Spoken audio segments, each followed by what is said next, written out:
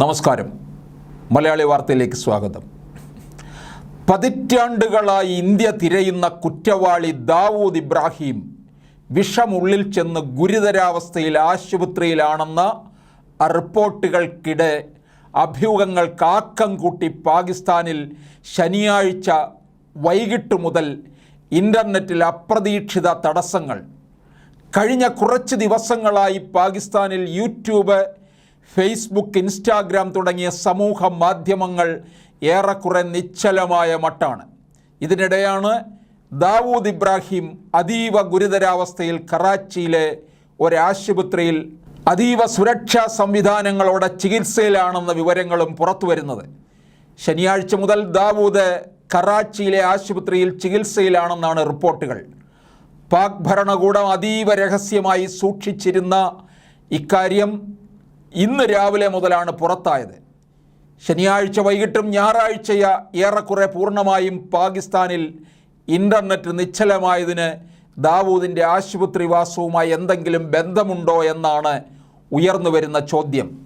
പ്രത്യേകിച്ചും ദാവൂദ് ഇബ്രാഹിം അന്തരിച്ചു എന്നുൾപ്പെടെ വ്യാപകമായി സമൂഹ മാധ്യമങ്ങളിലൂടെ പ്രചരിക്കുന്ന ഈ സാഹചര്യത്തിൽ അതേസമയം പാകിസ്ഥാൻ്റെ മുൻ പ്രധാനമന്ത്രി ഇമ്രാൻഖാൻ്റെ പാർട്ടിയായ PTI പദ്ധതിയിട്ടിരുന്ന വെർച്വൽ യോഗത്തിൻ്റെ പശ്ചാത്തലത്തിലാണ് ഇൻ്റർനെറ്റ് തടസ്സമെന്നാണ് ഇവരുടെ വാദം.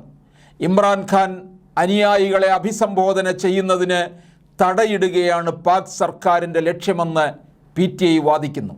ഇതിനിടെയാണ് ഇൻ്റർനെറ്റ് തടസ്സങ്ങൾക്ക് പിന്നിലെ ദാവൂദ് കണക്ഷൻ ചർച്ചയാകുന്നത്. വർഷങ്ങളായി ഇന്ത്യ തിരയുന്ന കുപ്രസിദ്ധ കുറ്റവാളിയാണ് ദാവൂദ് ഇബ്രാഹിം. ദാവൂദിൻ്റെ വാസസ്ഥലം ഉൾപ്പെടെ എക്കാലവും തർക്കവിഷയമാണ്. ദാവൂദ് പാകിസ്ഥാനിലുണ്ടെന്ന് വർഷങ്ങളായി ഇന്ത്യ വാദിക്കുമ്പോഴും അവിടെയില്ലെന്നാണ് മാറി മാറി വന്ന പാക് സർക്കാരുകളുടെയും സുപ്രധാന ശക്തിയായ പാക് സൈന്യത്തിൻ്റെയും വാദം. ദാവൂദ് കറാച്ചിയിലുണ്ടെന്ന് അടുത്തിടെ ഒരു ബന്ധു തന്നെ ദേശീയ അന്വേഷണ ഏജൻസിയോട് വെളിപ്പെടുത്തിയിരുന്നു. ഇതിനിടെയാണ് അതീവ ഗുരുതരാവസ്ഥയിൽ ദാവൂദ് ആശുപത്രിയിലാണെന്ന വാർത്ത വരുന്നത്. അതീവ സുരക്ഷയിലാണ് ഇവിടെ ദാവൂദിൻ്റെ ആശുപത്രിവാസമെന്ന് റിപ്പോർട്ടുകൾ പറയുന്നു. കറാച്ചിയിലെ ആശുപത്രിയുടെ ഒരു നില പൂർണ്ണമായും ദാവൂദിനായി ഒഴിച്ചിട്ടിരിക്കുകയാണ്. സുരക്ഷാ സാഹചര്യം പരിഗണിച്ചാണിത്.